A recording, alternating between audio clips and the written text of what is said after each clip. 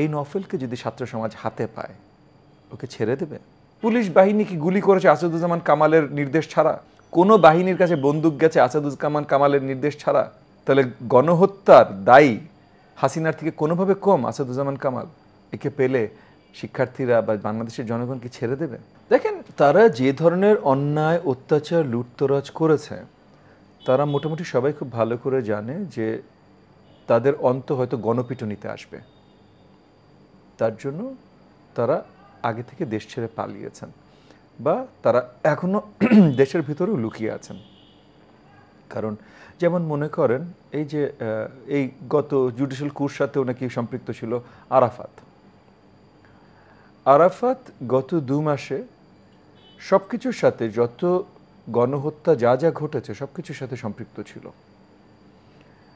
এই দেশের জনগণ আরাফাতকে হাতে পেলে ছেড়ে দেবে? নফেল শিক্ষামন্ত্রী, ও মন্ত্রী হলো কারণ 2018 সালে নিরাপদ সড়ক আন্দোলনের সময় একদম মানে নিরীহ আপনার মানে একদমই বাচ্চা ছাত্রছাত্রীদের উপরে, মানে স্কুল কলেজ বিশ্ববিদ্যালয় না, স্কুল কলেজের ছাত্রছাত্রীদের উপরে অমানসিক নির্যাতন অত্যাচার করে সে কিছু দূর নিরাপদ সড়ক আন্দোলন দমন করলো। সেটার পুরস্কার তাকে দেয়া হলো, মানে আমাদের একদম একদম বাচ্চাদের উপরে অত্যাচার চালানোর পুরস্কার তাকে দেয়া হলো শিক্ষা মন্ত্রণালয়। কত জালিম এই হাসিনা আপনি চিন্তা করেন। এবং তারপর 2024 সালে তাকে পুরো শিক্ষা মন্ত্রণালয় দিয়ে দেওয়া হলো। শিক্ষা মন্ত্রণালয় পাওয়ার পর সে আর কি করলো সেটা তো বাদই দেন। গত 2 মাসের যত গণহত্যা যা কিছু ছিল সব কিছুর সাথে একদম ডিরেক্টলি সম্পৃক্ত ছিল এই নফেল, ডিরেক্টলি। এই নফেলকে যদি ছাত্র সমাজ হাতে পায় ওকে ছেড়ে দেবে? ওবায়দুল কাদের রাজাকার, মানে আমাদের সন্তানদের শিক্ষার্থীদের রাজাকার বলা থেকে শুরু করে এমন কি বলা বাকি রেখেছে ওবায়দুল কাদের? যে সত্যি কথা, গণভবন ঘেরাও তো ওবায়দুল কাদেরেরই আইডিয়া। শিক্ষার্থীদের ওবায়দুল কাদের, তোমরা কি করবা? গণভবন ঘেরাও করবা? দেখি তো, গণভবন ঘেরাও তো ওরই আইডিয়া।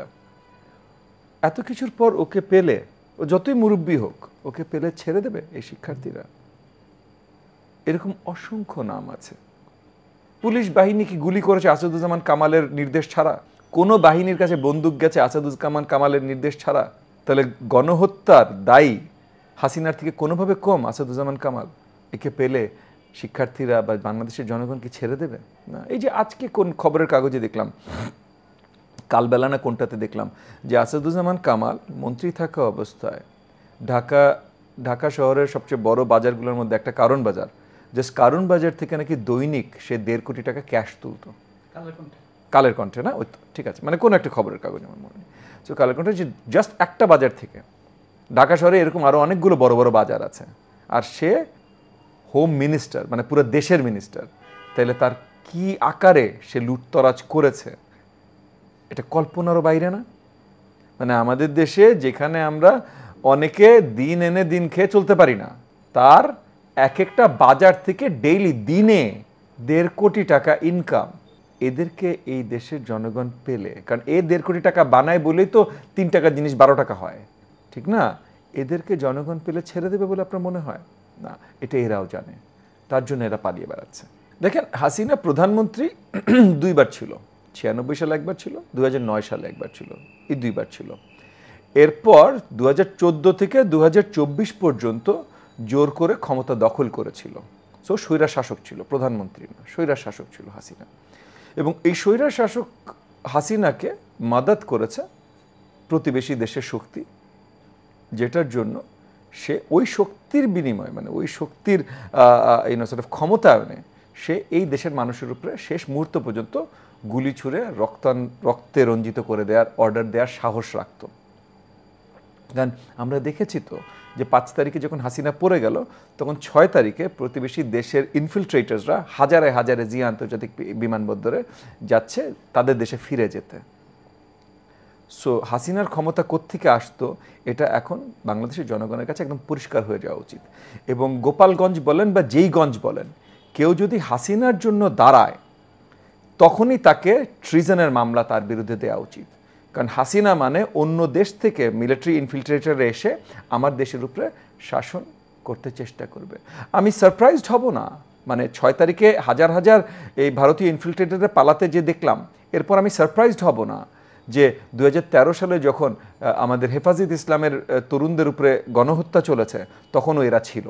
আমি সারপ্রাইজড হব না 2023-এর নির্বাচন বা 2018-র নির্বাচন বা 2014-র নির্বাচনে এরা এসে বারবার করে এই হাসিনাকে সহযোগিতা করে গেছে। কারণ এমনও কিন্তু কথা উঠেছে, আপনি একবার 2 মাস আগে আমাকে প্রশ্ন করেছিলেন, যে ভাইয়া এই যে একটা কোটা আন্দোলন শুরু হয়েছে, এই কোটা আন্দোলনটা কি আসলে ওই যে ভারতের সাথে যে চুক্তি করে আসছে এইটা থেকে একটু ঢাকার জন্য নাকি? আপনি আমাকে জিজ্ঞেস করেছেন, আমার মনে আছে। এবং আমি আপনাকে বলছি আজকে, আমি আপনাকে বেশ অনেকটা কনফিডেন্সের সাথেই বলছি যে অরিজিনালি এই আন্দোলনটা শুরু করানোর বাতাস সরকারই দিয়েছিল। কারণ আন্দোলন তো একা শুরু হয়নি, একটা কোর্টের ভার্ডিক্টের মাধ্যমে শুরু হয়েছে। এই কোর্টের ভার্ডিক্টটা এই সরকার ইচ্ছা করে দিয়েছিল। কেন দিয়েছিল? দিয়েছিল যেন কোটা একটু আলোচনা শুরু হয়, দেশ একটু গরম হয় এবং নজর এই যে ইন্ডিয়াকে আর কি বেচে দিল এখান থেকে সরে যায়। হাসিনা এবং হাসিনার এই যে বাপরা, এই আপনার ভারতীয় তার কি বলে নাম, তার গডফাদাররা কল্পনাও করেনি যে তারা যেটা তৈরি করলো ডিস্ট্রাকশন হিসেবে, সেইটাতেই হাসিনার পুরা পতন হয়ে যাবে। বাট এটাই হলো আল্লাহর অশেষ রহমত আমাদের জাতির উপরে, আমাদের দেশের উপরে, যে আমরা হাসিনাকে সরাতে সক্ষম হয়েছি।